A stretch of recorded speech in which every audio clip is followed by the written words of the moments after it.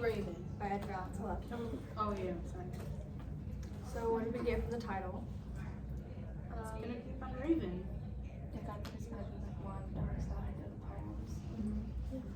I knew that like ravens were bad omens and things. That kind of already set the dark and scary mood to it. I also remember ravens are like something's coming. Like I just remember from like TV shows and other books, whenever like you see a raven, you know something worse is going to follow it. Anybody want to read the first step? I can. Okay. Once upon a midnight dreary, while I pondered weak and weary over many a quaint and curious volume of forgotten lore, while I nodded, nearly napping, suddenly there came a tapping, as of someone gently rapping at my chamber door. 'Tis some visitor, I muttered, tapping at my chamber door. Only this and nothing more. So go ahead. Oh, well, person seems very exhausted and tired. She was like,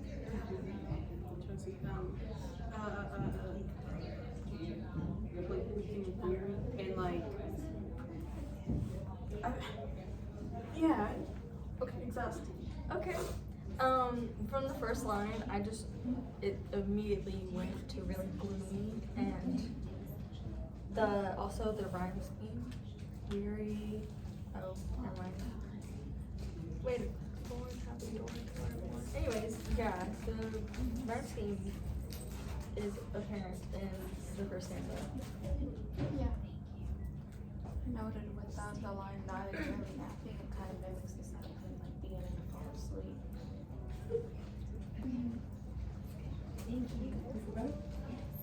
I'll read the second one. Distinctly I remember it was in the bleak December, and each separate dying ember wrought its ghost upon the floor. Eagerly I wished the morrow, vainly I had sought to borrow from my books surcease of sorrow for the lost Lenore, for the rare and radiant maiden whom the angels named Lenore, nameless here forevermore.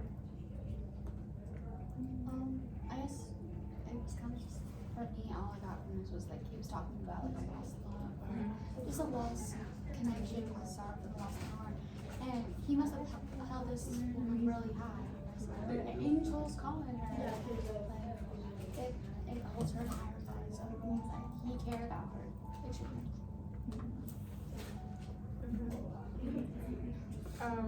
Yeah, this is like the introduction to Lenore. And when it says, and each separate dying ember wrought its ghost upon the floor, it was like obviously somebody had died that was close to him and who he loved a lot. So yeah, I agree with that. And the silken sad and certain rustling of each purple curtain throwed me, filled me with fantastic terrors never felt before. So that now to still the beating of my heart, I stood repeating, 'tis some visitor entreating entrance at my chamber door. Some late visitor entreating entrance at my chamber door. This it is and nothing more. I kind of got that he was becoming afraid when it said uncertain rustling of each purple curtain thrilled me, filled me with fantastic terrors never felt before. He was fearful for who could it be, but also feel like it was kind of like anxious to what if this is like my lost loved one. I really noticed the like repeating of the T sound, C sound, or the CH sound, like entreating entrance on my chamber door, and repeats it again and again. It kind of adds that like anxiety that you were talking about. I also thought that like the repeating at my chamber door, like could have meant it was a symbol for something, which I said that it was a symbol for like his chamber is his mind. Okay. I didn't get that. Yeah. Something else at each end of the stanzas when saying more, forevermore, nothing more. I think he's trying to like a reassurance for himself that like to calm himself down. Yes,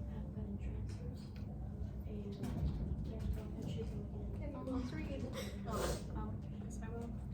Presently my soul grew stronger, hesitating, then no longer. Sir, said I, for may I truly your forgiveness I implore.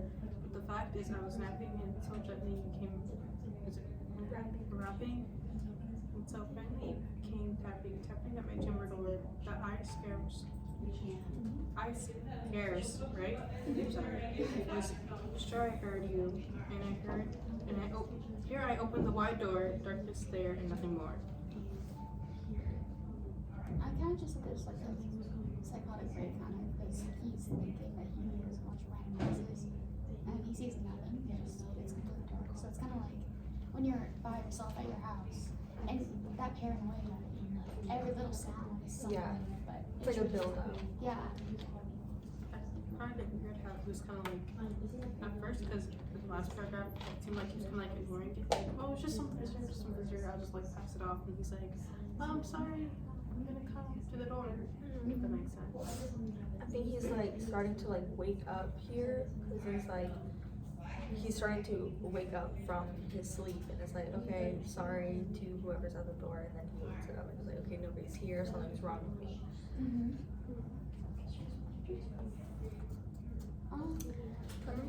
Sure. Deep into that darkness peering, long I stood there wondering, fearing, doubting, dreaming dreams no mortal had ever dared to dream before.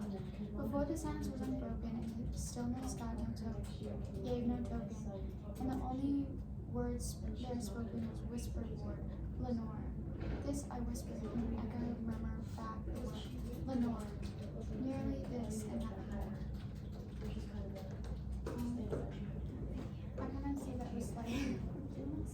Okay, I kind of just said that he's like again like kind of going into a psychotic breakup, and this is like his grief. He thinks that he's seeing and hearing his loss of loved one, so it's kind of just a like Lenore's just a symbol of grief overall. Yeah. I said this was the shift, like this stanza was a shift. The entire poem so far has been extremely gloomy, but I feel like the stanza before it was kind of like a break from that, and this one with the alliteration of D's, deep, darkness, doubting, dreaming dreams, dared, before, whatever. What's that? Start with the ears. It was the alliteration kind of added to the gloominess and depression of it. Also with the alliteration, like because I noticed it was used a lot, very like sharp and quick sounds, kind of adds that like the tapping that he was talking about, kind of adding to that fear of like, oh, something's coming, you know, with the. Yeah. That's the only thing I could think of was Jaws. Like, oh crap, something's coming. Yeah. I put that in my annotations about the Jaws thing. Oh my goodness. Oh yeah, she did. Oh, interesting. I also said, and the only word there spoken was a whisper, Lenore. This I whispered, and an echo murmured back the word, Lenore. It was kind of like he was missing her, cause like in movies when they like whisper their lost love and they're just like so broken about it. So that's what I thought of.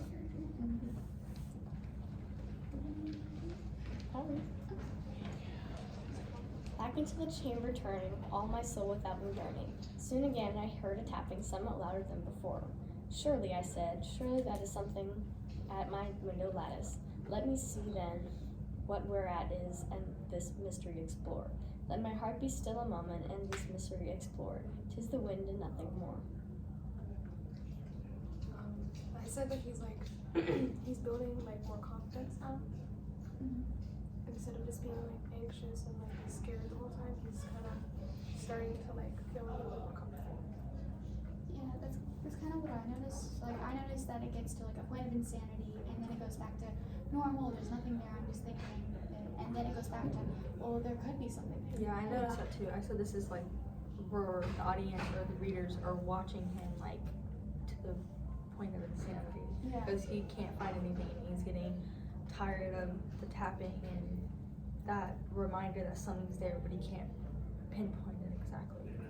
It almost feels like watching a horror movie with Yeah. that one character where you're kind of going through the motions with them. Like, Yeah. oh, there's there. Well, there's nothing. And then But it could be, and Yeah. well, yeah, and then probably you not. don't know what it is either, so it's like you're with him right And now. then back and forth, kind of make sure heart go up and down, up and Exactly. down.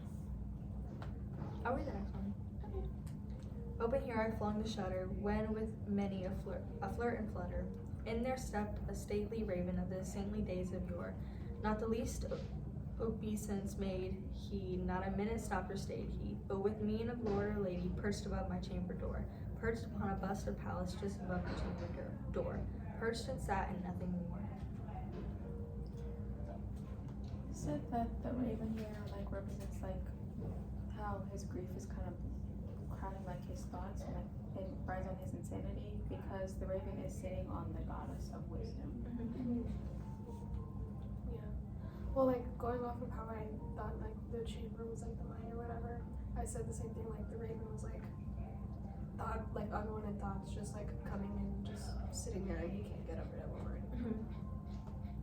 Yeah, that's what I pointed out, the almost personification of it. Like, he didn't even stay for a second, didn't even talk, was not very, polite, he was kind of rude.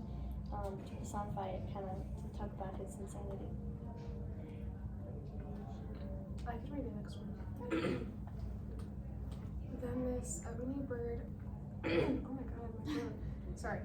Then this ebony bird, beguiling my sad fancy into smiling, by the grave and stern decorum of the countenance it wore, though my crest be shorn and shaven now, I said, art sure no craven, ghastly grim and ancient raven, wandering from the nightly shore.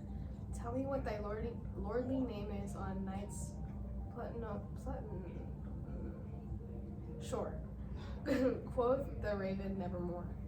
I kind of said that he seemed relieved that it was just like the raven at the door to like anything else, like oh, a ghost or something. Because or to my fancy turned into a smiling sudge. Yeah, I said it shifted from the like gloominess and not knowing, like the anxious fear that you don't know who it is, and then it became a more like positive tone when he's talking about the raven.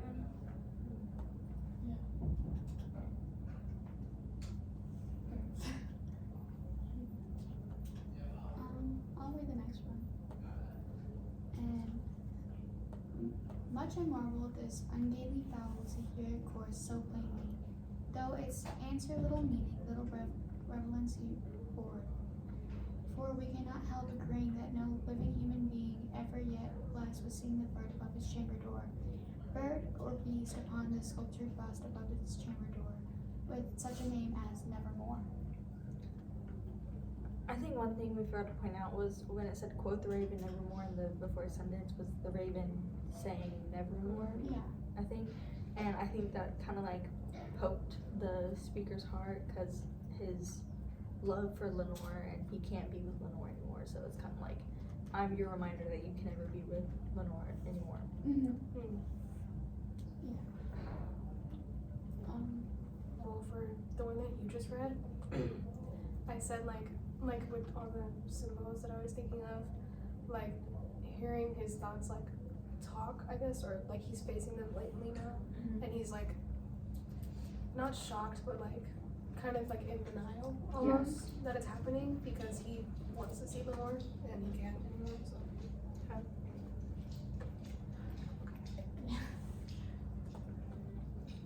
can read the next one. But the raven sitting lonely on the placid bust spoke only that one word, as if his soul did not one word he did outpour. Nothing farther than he uttered, not a feather that he fluttered, till I scarcely more than muttered, other friends have flown before, on the morrow he will leave me, as my hopes have flown before, bird said nevermore. I said like the hope could be like Lenore, because it's like, oh, Lenore. And he's like, she's gone. Yeah, I thought this one was really depressing and sad because he was kind of like the speaker was not accepting, but the realization of how the raven's gonna leave just like everybody else in his life has. He took it like that. The speaker felt like he already lost so much. Yeah. He didn't really care. Yeah, it was like a hopeless feeling. I'll read the next. Startled with the stillness broken by reply so aptly spoken, doubtless, I said, what it utters is only stock and store, caught from some unhappy master who, unmercifully disaster, followed fast and followed faster till his songs one burden bore, to the dirages of his hope, that melancholy burden bore, of never, nevermore. I think this stanza like kind of represents the speaker still trying to brush off the grief instead of accepting like the fact that he'll never see that person again, and he's gonna have to accept the loss. Yeah. I don't know. For me, it kind of like the Raven before. It had a negative connotation, but I think this like fully set in that he does not like the Raven. Like at first, it was more of like, oh, what is this Raven? Like that he had some hope behind like a positive feeling towards it, but then it just kept getting darker and darker. And I think this is like the direct moment where the realization hits. That this Raven is not there to help him overall. It's just there as a bad figure. Yeah. I'll read the next one. Go ahead. But the raven still giggling, all my fancy and smiling, straight I reeled the cushioned seat in front of bird, and bust and door, then upon the velvet sinking, I betook myself to linking, fancy unto fancy, thinking what this ominous bird of yore. What this grim, ungainly, ghastly, gaunt, and ominous bird of yore, meant it croaking nevermore. I said that he took a bit of interest now that he's like really like looking at the raven. It's like, but he's just like, why are you here, kinda. And but he also like describes birds. It just like shows how like the birds like acting. It's like the grim, ominous bird.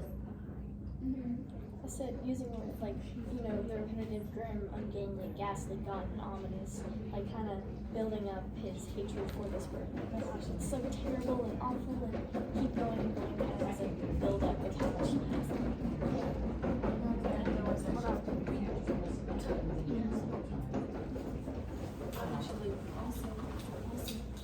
Yeah, just finish what you're saying. I noted that there was a shift again where he changed that to smiling. I think of the Raven positively again. I think it's more positive as like Thanks. it's. I just didn't wanna call on over. Yeah. I think it's positive Makes from sense. like he knows that it's coming from the raven, not necessarily he doesn't know what the source is, if that makes sense. But like Grace, I agree. It's like he hates the raven, and not like he hates the raven. He just wants him gone. Yeah.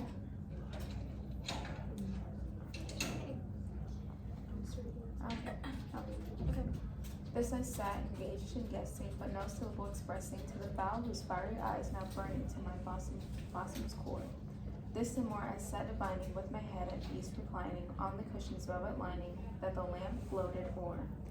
But whose velvet violet lining with the lamp light gloating o'er, she shall press on evermore. I think this one was when it says, but whose velvet violet lining with the lamplight gloating o'er, she shall press on nevermore. I think that was kind of like he's now understanding he's never gonna be with Lenore anymore. She's never gonna come back.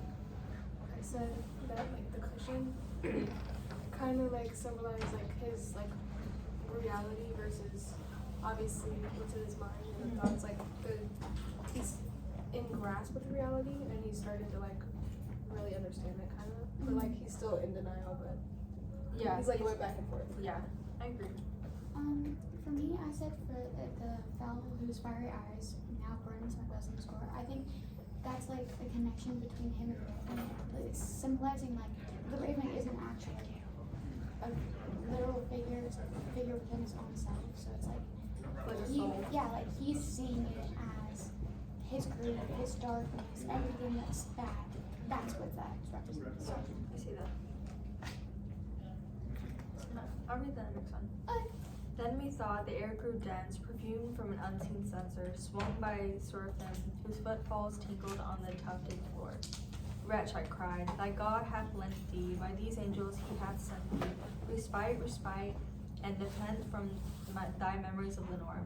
Quaff, oh quaff this kind of nepenthe, and forget this lost Lenore. Quoth the raven, nevermore. I said that like I don't understand because Lenore was like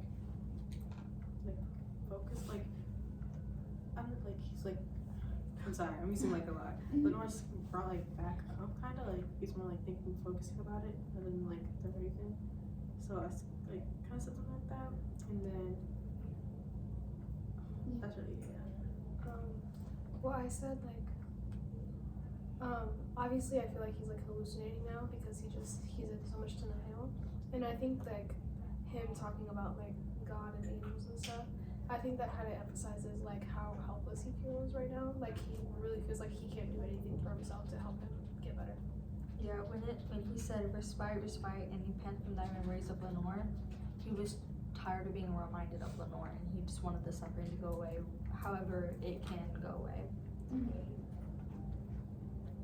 read the next one. Okay. Prophet said I, the think of evil, prophet still, if bird or devil, whether temperate, sent, or whether tempest tossed be here ashore. Desolate yet all undaunted on this desert land, enchanted on this home by or haunted. Tell me truly, I implore this there land in that. Tell me, I implore, quoth the raven nevermore. I think comparing the raven to the devil is really significant in the stanza and to the entire poem. It just said whoever sent this bird or why this bird is here, like hatred just grows on him. I think it also shows how frustrated he's beginning to get now. Yeah, and then I think with it's the balm in Gilead or whatever. I had to look that up. I did not know what that was, but I looked it up and I think it was either like I think it was a medication that gets rid of like that they believe that got rid of all the negative thoughts towards something. Oh. So I think it's really showing that he does not want to feel anything anymore. This raven, like the figure of the raven is just annoying him. Like he just wants to go away. Like it really shows his annoyance towards everything. I think calling him saying prophet still, if bird or devil, is saying pretty much even if what you're saying is true, I don't want to hear it because it's evil to me. Yeah. It makes me feel bad, and I don't want to hear what you're saying.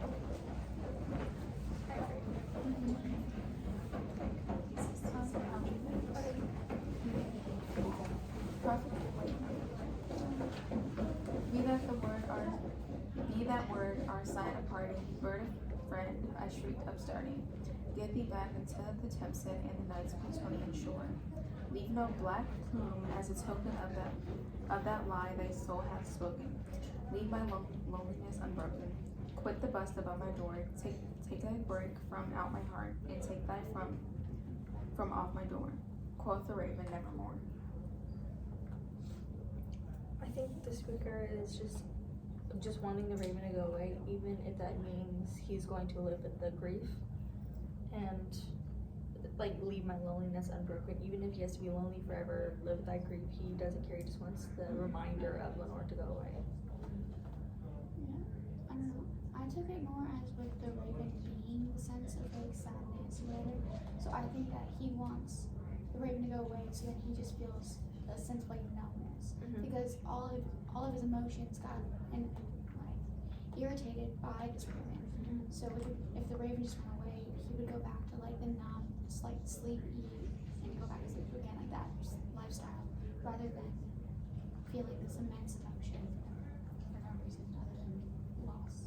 One thing that like overall after like reading some of it, I find it weird how like he welcomes the bird, he looks at it, and he's like, no, get away from me, I don't want you anymore. Because it shows that he was like, maybe the bird isn't so bad. He's like, no, I don't want you, like get out, you're evil, you're bad, and this I just found it interesting how it's like change of how he used the bird. Yeah. I think the raven makes him have to deal with the emotions that he suppressed to have that numb sort of feeling. And that's why he like welcomed it and then wanted it gone when he realized how he had to deal with the emotions. I'll read the next. And the raven never flitting, still is sitting, on the palliate bust of Pallas, just above my chamber door. And his eyes have all the seeming of a demon's that is dreaming, and the light, lamp over here streaming, throws his shadow on the floor. And my soul from out that shadow lies floating on the floor, shall be lifted nevermore. I read it as like he kind of just like gave up. It's like the bird's still there, but like it's still around him. He's just like choosing to like just gonna look a little bit. It's like, yeah, the bird's just there now. I kind of took it as like a permanence of sadness and grief or whatever. Because when the bird's there, he just feels awful. He's sad. He's like depressed, whatever. But when the bird's gone, he won't feel that anymore. So I think this just establishes that grief and that crushing feeling in his chest is just always gonna be there, and he can't get rid of it. And that's basically what I said. But I got that from when he said that, when he compared it to a demon again. I thought like that kind of like gave the sense to the reader that the feelings are like possessing him almost. Yeah, I said that,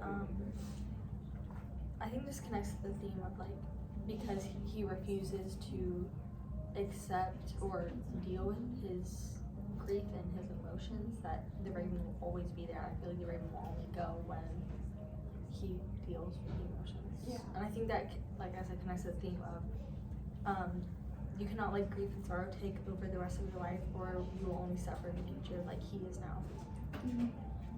Okay. Anybody else get the same thing? Yeah, I got literally the same thing. About? What'd you say? I said that if you let grief take over your body, it will remain forever restrained and cursed with what you have left. I like that wording I better. said a little different. I said like death can affect people in different ways because he said obviously taking death in a really bad way because it's like I don't know, it's like evil, it's like it's bringing in all this bad stuff. It's kind of just like the bad thoughts. We should probably stop. Yeah.